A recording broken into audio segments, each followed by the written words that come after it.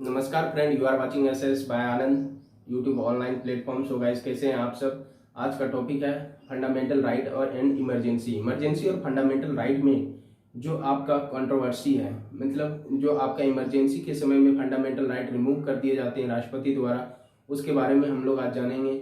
और इससे पहले हम लोगों ने पढ़ लिया था आपातकाल जो हम लोग पढ़े थे वो संविधान के भाग 18 में है और आर्टिकल 352 से लेके 360 तक है, जिसमें से हम लोग एक एक आर्टिकल पढ़े थे। 352, 353, 358, 359, 355 और 360 हम लोग नहीं पढ़े हैं। वित्तीय फाइनेंशियल इमरजेंसी वो भी हम लोग एक आने वाले वीडियो में देख लेंगे। उसके बाद फंडामेंटल राइट आपका पार्ट 3 में है, ये हम लोग देखेंगे अलग से, क्योंकि ये और फंडामेंटल राइट जो रिमूव किए जाते हैं राष्ट्रपति द्वारा, उसके बारे में हम लोग सारे इस वीडियो में डिटेल से देखेंगे। अगर आप हमारे चैनल पर न्यू हैं तो लाइक कर दीजिए, सब्सक्राइब कर दीजिए और चैनल को दोस्तों के साथ शेयर कर दीजिए ताकि अन्य बच्चे तक पहुंच सके। और कैसा लगता है वीडियो आप कमेंट सेक्शन में जरूर बताएं।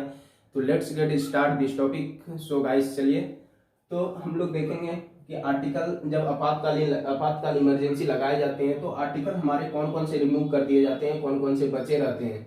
तो सबसे पहले जब हमारे इमरजेंसी लगाए जाते थे तो आर्टिकल 358 के तहत सारे आर्टिकल को रिमूव कर दिए जाते थे राष्ट्रपति द्वारा। आपका कोई भी अधिकार नहीं होता था जब आपका इमरजेंसी लागू होता था। लेकिन 44 अमेंडमेंट 1978 में एक प्रावधान लाया गया कि नहीं, आप किसी भी व्यक्ति के सारे अधिकार को समाप्त नहीं कर सकते हैं।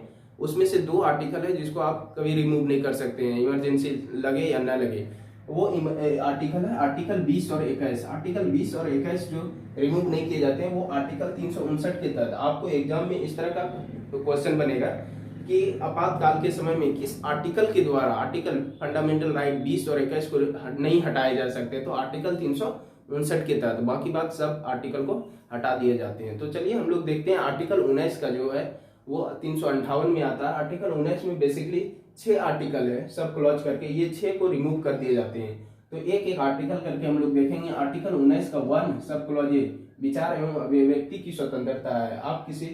आपको बोलने के अधिकार है, आपको अपनी तरह से बात रखने की अधिकार है। इसी में एक अधिकार है प्रेस की स्वतंत्रता। ये बहुत बार क्वेश्चन एग्जाम में पूछ ले जाते हैं कि प्रेस की स्वतंत्रता क्या किस फंडामेंटल राइट में है, तो ये आपका 19 का ए सब क्लॉज ए में दिया गया है, ये आप अलग से याद रखिएगा।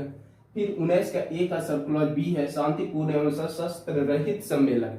आप किसी भी सम्मेलन को बना सकते हैं, अन्यथा उसमें आर्म का यूज ना हो, किसी के दबाव का यूज ना हो, आप शांतिपूर्ण सम्मेलन बना सकते हैं। आर्टिकल 19 का 1 का सब क्लॉज सी है संगठन बनाने की स्वतंत्रता एवं सहकारी संस्था स्थापित करने की स्वतंत्रता। आप संगठन बना सकते हैं, एसोसिएट हो सकते हैं। फिर 19 का 1 का सब क्लॉज डी कहता है आवागमन की स्वतंत्रता। आप कहीं घूमने जा सकते हैं, पूरे भारत में आप कहीं भी घूम सकते हैं बिना पासपोर्ट के, कोई भी स्टेट में। तो फिर आर्टिकल 19 का ई बोलता है निवास करने की स्वतंत्रता। आप कहीं बस सकते हैं। पहले था कि जब जम्मू कश्मीर में 370 लागू था तो आप वहाँ पे नहीं निवास कर सकते हैं, लेकिन जब से रिमूव हुआ है 370 तो आप वहाँ भी जाके निवास कर सकते हैं। फिर आर्टिकल 19 का जी है व्यापार करने की स्वतंत्रता। आप पूरे भारत में कहीं भी व्यापार, किसी भी स्टेट में दुकान खोल सकते हैं, किसी भी स्टेट में आप ट्रेड कर सकते हैं।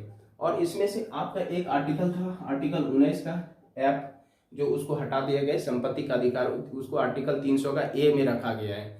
तो आप ये याद रखिएगा कि एक आर्टिकल को हटा दिया गया है, आर्टिकल 19 का 1 का सब क्लॉज एफ को, जिसको संपत्ति का अधिकार था। फिर आपका ये सारे 358 के तहत फंडामेंटल राइट को समाप्त कर दिए जाते थे इमरजेंसी के दौरान। लेकिन आर्टिकल 359 उसमें 44वां अमेंडमेंट 1978 में ये बोला गया कि आर्टिकल 20 और 21 को आप कभी भी समाप्त नहीं कर सकते, इमरजेंसी लगाए तो कभी ये समाप्त नहीं होगा। राष्ट्रपति चाहे तो अन्य आर्टिकल को आपका फंडामेंटल राइट को रिमूव कर सकते हैं इमरजेंसी के दौरान, लेकिन आर्टिकल 20 और 21 को छोड़ के।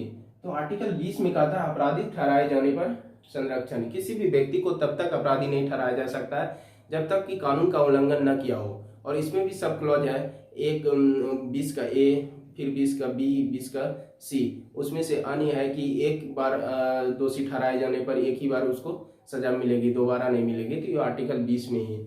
उसके बाद आपका आर्टिकल 21 प्राणदेही की स्वतंत्रता। आप किसी व्यक्ति को अरेस्ट करते हैं तो उसको जिम्मेदारी बनती है कि उसके प्राण को सुरक्षित रहे, उसको किसी भी तरह का प्रॉब्लम ना हो। और इसी में आपका एक आर्टिकल है, ये आर्टिकल 21 बहुत इंपॉर्टेंट है, हम लोग डिटेल से फंडामेंटल राइट में जानेंगे। तो यहाँ तक आप लोग को समझ में आ गया होगा कि इमरजेंसी के दौरान किस आर्टिकल को रिमूव नहीं किए जा सकते। तो आर्टिकल 20 और 21, बाकी बात सब आर्टिकल को रिमूव कर दिए जाते हैं राष्ट्रपति के द्वारा चाहे तो। ये अमेंडमेंट याद रखिएगा, 44 अमेंडमेंट 1978 और आर्टिकल 359, ये आपका आर्टिकल बहुत ही इंपॉर्टेंट हो जाता है। सो गाइस, कैसा लगा वीडियो कमेंट सेक्शन में जरूर बताइए और लाइक सब्सक्राइब दोस्तों के साथ चैनल को शेयर कर दीजिए। धन्यवाद।